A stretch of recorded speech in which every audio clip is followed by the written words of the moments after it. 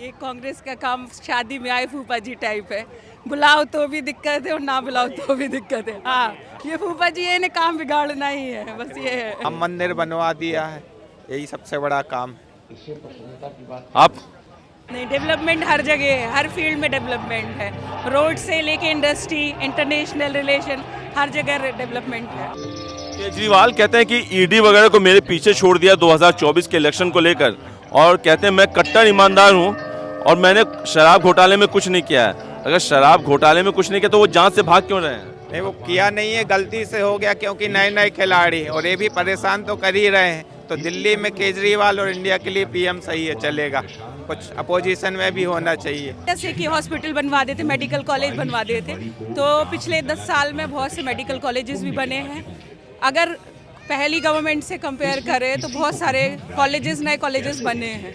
हाँ, government job की थोड़ी कमी है, बट कॉलेजेस बने हुए हैं, बहुत डेवलपमेंट है, हॉस्पिटल भी बने हैं, काफ़ी हॉस्पिटल बने हैं अगर देखा जाए तो।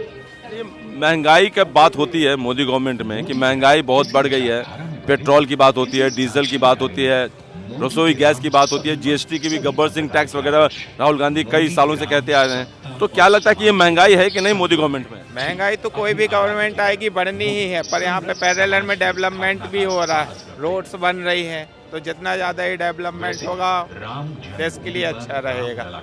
आपको क्या लगता है महंगाई कितना बड़ा इशू है? क्या वाकई में मोदी गवर्नमेंट में महंगाई है कि नहीं है?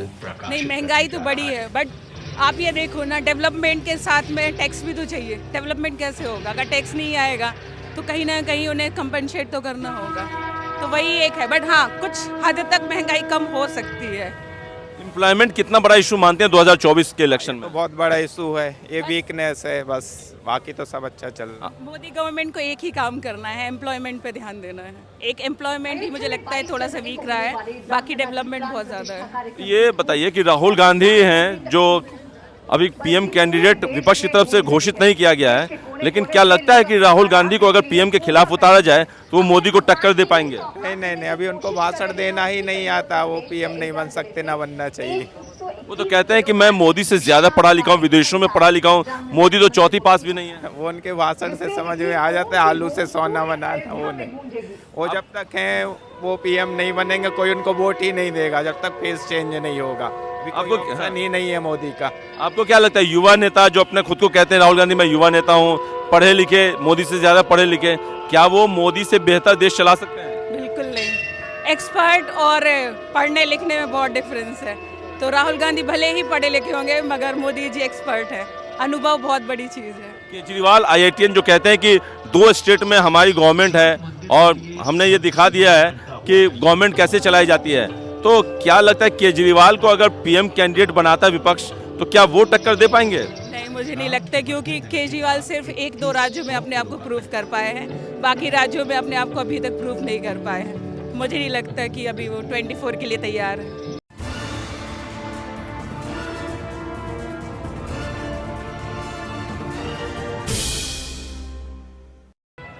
ये बताइए 2024 में एज ए वोटर आपको कौन लगता है कौन बनना चाहिए पीएम? नरेंद्र मोदी जी बनेंगे। आप? नरेंद्र मोदी जी। क्या लगता है कि क्या काम किया मोदी ने जिसको लेकर तीसरी बार मौका देना चाहिए उनको? राम मंदिर बनवा दिया है, यही सबसे बड़ा काम। आप? नहीं, डेवलपमेंट हर जगह है, हर फील्ड में डेवलपमेंट है, रोड से लेके इंडस्ट्री, इंटरनेशनल रिलेशन, हर जगह डेवलपमेंट है। तो लोग पूछते हैं कि राम मंदिर की क्या जरूरत थी? कोई कॉलेज खुलवा देते, यूनिवर्सिटी खुलवा देते, कोई बड़ा सा एम्स जैसा हॉस्पिटल खुलवा देते, राम मंदिर को इतना पैसा क्यों फूका जा रहा है उसमें? ये तो बेवकूफ़ लोग बोलते हैं राम जन्मभूमि है, मंदिर बनना चाहिए, बन गया है और कोई नहीं बनवा सकता था, इसलिए मोदी ही आएंगे। आपको क्या लगता है जो विपक्ष कह रहा है कि वहाँ पे राम मंदिर की जगह पे आपने बोला ना, जैसे कि हॉस्पिटल बनवा देते, मेडिकल कॉलेज बनवा देते, तो पिछले 10 साल में बहुत से मेडिकल कॉलेजेस भी बने हैं। अगर पहली गवर्नमेंट से कंपेयर करें तो बहुत सारे कॉलेजेस, नए कॉलेजेस बने हैं। हाँ, गवर्नमेंट जॉब की थोड़ी कमी है, बट कॉलेजेस बने हुए हैं, बहुत डेवलपमेंट है, हॉस्पिटल भी बने हैं, काफ़ी हॉस्पिटल बने हैं अगर देखा जाए तो।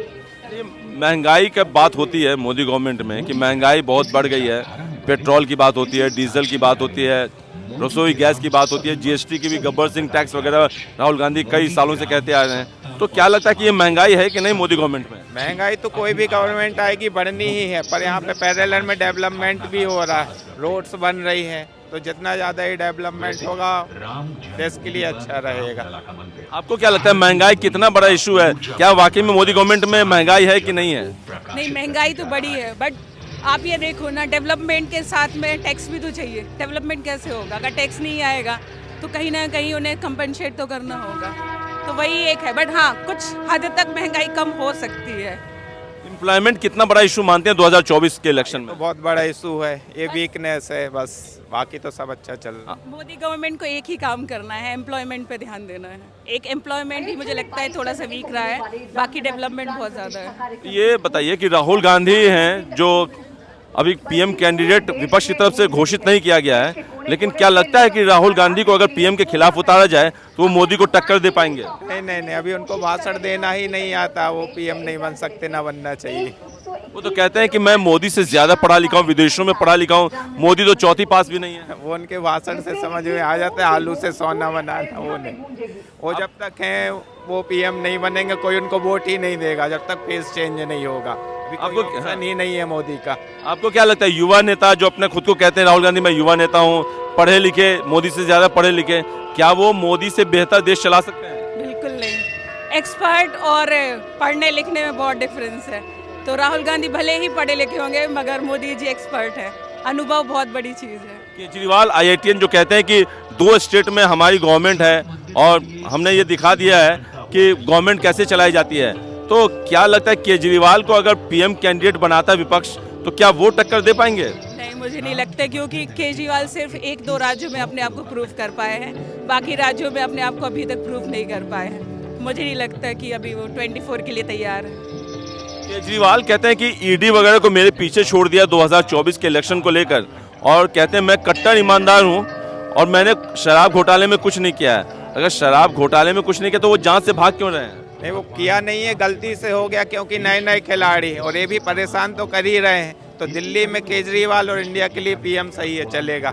कुछ अपोजिशन में भी होना चाहिए, ये लोग भी परेशान तो उसको कर रहे हैं। अब वो नया खिलाड़ी, आइडिया नहीं है कैसे, तो गलती से हुआ होगा जो भी होगा, बाकी उसने किया नहीं है। तो क्या लगता है कि अगला नंबर जैसे संजय सिंह थे इसके नेता, वो चले गए, सत्येंद्र जैन थे वो चले गए, सिसोदिया थे वो चले गए, तो केजरीवाल भी कितना बचे? वो भी, उनका भी जो है जगह है, उनकी भी जगह जेल में ही है। नहीं तो अब यहाँ भी बीजेपी में गुंडे लोग हैं ना, तो उनसे निपटना आसान काम थोड़ी, तो जो सीधे साधे होते तो साइड में हट जाते। पार्टी तो चला रहे, काम कर रहे। केजरीवाल जेल जाएंगे कि नहीं शराब घोटाले में?